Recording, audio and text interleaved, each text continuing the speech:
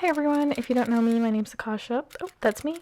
And now I don't just do YouTube, but I also go to school and I work as a patient care technician, also known as a Clintech medical assistant, or similar to a CNA. I'm trying to explain this as quickly as I can and as much as I can for those of you who are interested, so bear with me because there's a lot to unload here in a short amount of time. It is a long video, but if you're really curious or interested, this is for you. So let's start. So I usually don't eat before my shifts, but since I had not slept, I went ahead and had this Dr. Prager's veggie burger. It was like a 5 out of 10. I like Beyond Burgers. And then I had this Jenna Shot, which means chickpea salad. Kind of burnt my sandwich here. And yeah, that was a Pakistani chickpea salad. And then right here, I was just saying that I didn't get any sleep. Pulled out my scrubs from my closet, and I had a matching jacket as well. I got on Amazon, and my scrubs I got on Amazon and in person from a store. And right here, I was talking about how basically my shift, I like leave the house at 6 and I come back, and by the time I'm back, it's like 8 a.m. So I get like, sometimes I don't sleep, is what I was trying to say. Like, I'll be up for 24 hours because of this. So here I'm driving to work. It usually takes 25-ish minutes. One time I made it there in 12. Do not ask me how. But yeah, by the way, the 24-hour days, it's like not normal to do that. Just like I just can't settle in, which is why I'm switching my schedule. I will no longer be working full time. So my hospital has 2 lobbies, so I went in from the side and then I clocked in and walked through the lobby to the elevator. And huddle starts at 6:45, which is where we stand in front of this board, and the charge nurse goes over how many COVIDs we have or how many patients with sitters, which is somebody who sits with the patient throughout the night and makes sure they're safe. Who will be doing BLS and ACLS, which is like I have a BLS, so I'd be okay to do compressions if there was a code, as in if a patient had stopped breathing. This is also a time where we take our temperatures before going onto the floor if you hadn't already taken it when you walked in. Now after this, I go to the tech who is here during the day and I get report. They aren't allowed to leave until I come in. At least they aren't supposed to until they give report to me, and they'll give me all the info, like whether a patient has a sitter, if they need their blood sugar checked, what kind of oxygen they're on, all that fun stuff. And then typically we get 8 patients and the nurse gets 4. When you're understaffed, you end up with 12 patients and the nurse will still only get 4. Honestly, I don't like the way that is, especially as a tech, since I answer like 99% of the call lights, and as a nursing major, I still say that because I think the like teamwork should be like a 50-50 thing, but it's not. Your team makes or breaks the shift. So I used a sticky note that you guys just saw to organize like when I would be doing blood sugars, Aki checks, who I needed to do them on, stuff like that. Someone brought cupcakes and donuts, so I took a bite out of this cupcake, put it back in my lunchbox, and then went out to get the blood sugar device. This is the aqashaahmed device that we use at my job, and yeah, we just use this to check blood sugars. And right here, I am at the little market cafe thing that we have on the first floor. I usually get a Java chip frap. At this point, all my vitals are done for 8 p.m. and my blood sugars are done for 9. I really love the seasonal decor they put up. I really like the Halloween stuff they had, but now it's the Thanksgiving stuff. So I take my drink back up to the unit, and it takes me about 3 hours to finish it because the unit doesn't really get calm until after 1 a.m. since we do vitals again at midnight. Right here, I was sitting down so I could chart some stuff, but the nurse came up to me and she wanted me to take a patient down to MRI. Also, when I chart, I usually add things like Foley care, vitals, but usually I do the vitals while I'm in the room. I'll always chart them while I'm in the room unless the computer's not working. I'll like chart like who pooped or who had water, just things like that. Foley, CHG baths. Now, if you're a patient who's had a stroke, you would have your vitals, your blood pressure, heart rate, oxygen level, all that taken every 3 hours. And if you are a regular patient, it would be every 4 hours. I just picked up my patient from MRI. I put the wheelchair back, and then CHG baths are given to those who have dialysis. Foley care is done on those people who have Foleys. CHG baths are also given to those patients who are in isolation, so COVID patients, MRSA, if you have TB, just things like that would put you on isolation. You would get a CHG bath, like a C. diff patient, all that. And then I just grabbed hot packs for my patient here and I took them out to her from my supply room. Now I finally sat down and started charting. Some other things we chart would be like if a patient has an external cath, which is kind of like it's I don't know how to explain it, like a pad that goes on the outside. Look up PrimaFit or PrimoFit on Google and you'll see what I'm talking about. This is for those patients who cannot get out of bed, but we also can't put a Foley in them, so it kind of helps them with urinating in bed because it's hooked up to a suction and it goes straight into the canister little container, and then we just pour that out and we're able to measure it that way too. At this point it is around 11:26, 11:30, and I put in my prescription eye drops after searching my backpack forever and realizing they're in my pockets. And then I went out to my break and I ate like this meat with some naan. Here I'm just showing you guys the face shield and respirator. You usually put the gown on, the PPE on before you put on your face shield, but basically I used to have like a proper helmet and face shield before, but somebody took it and ripped like the face shield part of it off. Anyway, so this is just what it looks like without the gown and everything. And then this is the end of my shift, and I clocked out at 7:31, which is kind of late for me, because we usually leave by 7:15. I don't know what was going on that day. I don't remember, but here's my drive home. It was, it's honestly really calming sometimes to drive home, but if I've been up for 24 hours like I have here, like you guys saw, I've been up for 24 hours at this point, it's kind of hard to keep my eyes open.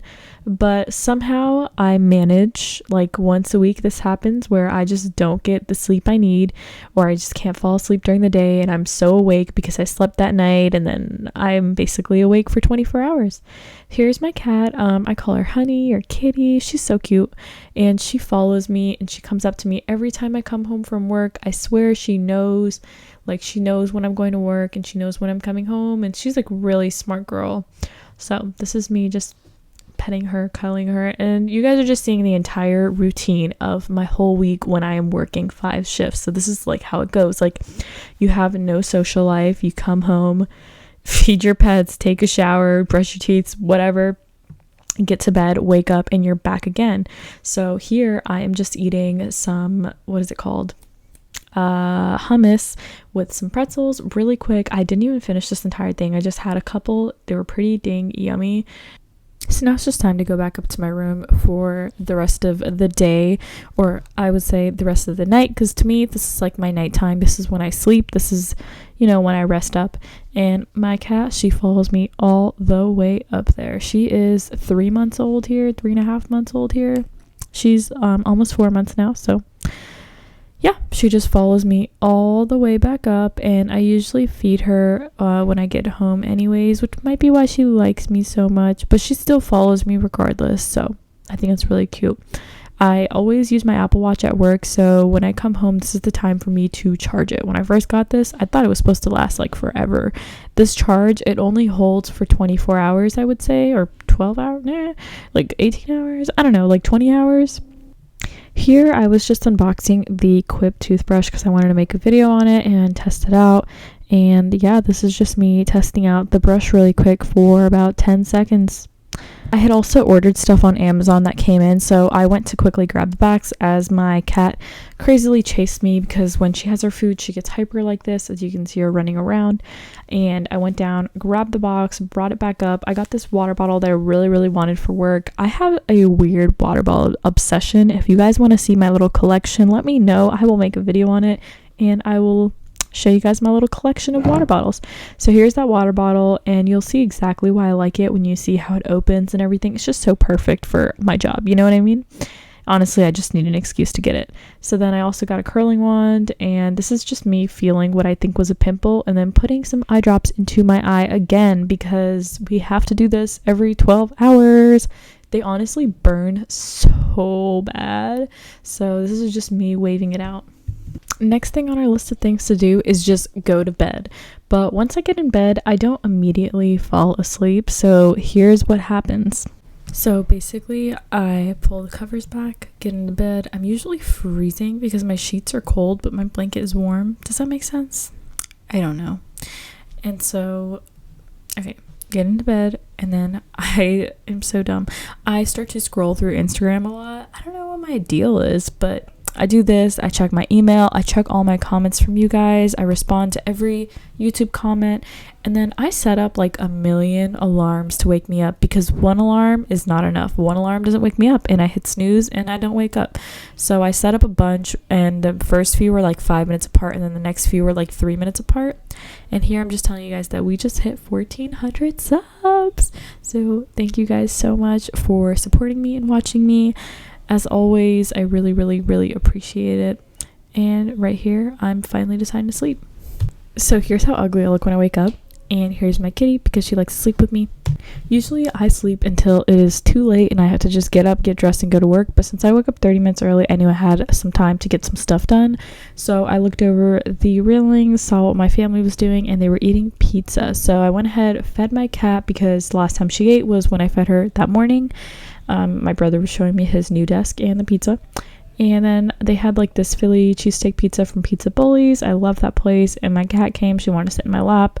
And I ate some pizza before going to work. So the Philly cheesesteak pizza and cheese and chicken pizza. And there she is, knocked out. And then I'm on my way to work once again. I parked in the same area, walked through the same door. I have to just swipe my badge real quick so it gives me access to come in. And then I go clock in and make my way to my unit through the same elevator as always. I have my face shield, my lunch, my water bottle, my respirator, and a backpack with me where I keep my laptop and stuff like that. So at this point, it's already 7:23. I'm getting ready for new patients coming in. So whenever I have a new patient coming in, I get ready for them by preparing these little baskets of things. And in the end, they end up just pulling everything out of there, which is fine. And they use the little kidney bean shaped thing to brush their teeth and spit into if they can't get out of bed, which, so it kind of doubles as me holding all the items in there and them using it for that. And I put like lip balm, mouthwash, deodorant, lotion, a shampoo gel thing, toothbrush, toothpaste, what else? I just put like anything they really need, tissues.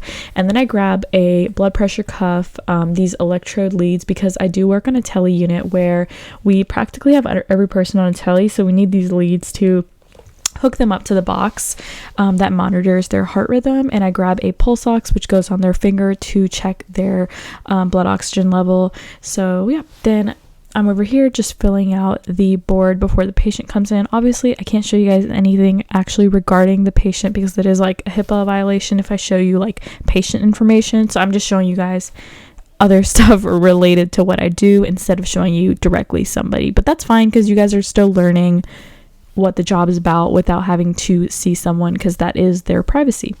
As for the board that I was filling out, I just put in my name, my nurse's name, and the charge nurse's name, and all of our numbers if I remember them, and also the date and all that, because usually the nurse fills out the board. They do get audited for whether the board's filled out and all that, so I let them typically do it because they have to write down what the plan is for the patient. And I had to come back and grab more stuff for the supply room, from the supply room for the patient. And also the thing that you guys saw me loading some wipes into is a warmer. It keeps the wipes really, really warm so that when we give them to the patient, they're not, freezing cold. Also, I was filling out 2 of these this time because I had 2 more new patients coming in. This night was crazy for me. It was night 2.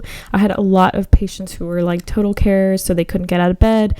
And if the bed gets dirty or anything, we have to clean it up for them. We have to roll them around. And sometimes it is pretty exhausting for people to have to do that on themselves. I'm not talking about us. I'm talking about for the patient. Sometimes this does exhaust them because it's kind of a process, having to roll them and, all of that if they can't really move around.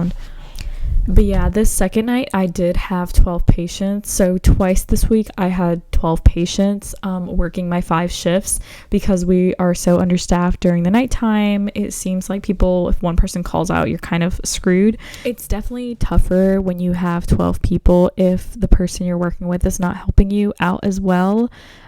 Because once during my shift this night, a nurse literally told me, "What's going on with you?" Because usually I'm a really good tech, and honestly this night I was still being a very good tech, but she was being very inconsiderate about my patient load, and I couldn't just go to her the moment she called me. So I told her, I was like, "Hey, I have 12 patients tonight." But honestly, techs and CNAs and all of that, we're not excluded from this. There are lazy techs, there are lazy CNAs, and there's lazy nurses. But honestly, this is a job where you can't be lazy.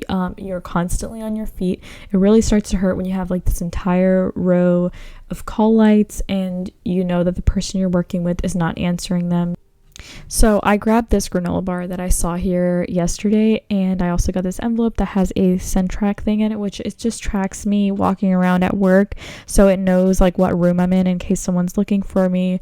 And also the call light will turn off the moment I go in the room, and it lights up a light outside of the room indicating that I'm in there, in case someone is looking for me. And I can also call like an emergency thing, like if a patient's like beating me up or something. So I went ahead and clocked out, and the reason I clocked out so late is because I had a patient who needed at least 4 people in the room to clean them up. So that itself took a while. I waited till I gave report to day shift, and me, the nurse that I worked with, the day shift tech that I gave report to, and then the day shift nurse and her orientee nurse, we all cleaned this patient up. So it was like 5 of us in there. This usually happens if the patient is like severely obese. I'm not going to specify what weight, but the heaviest patient I've ever had was 700 pounds.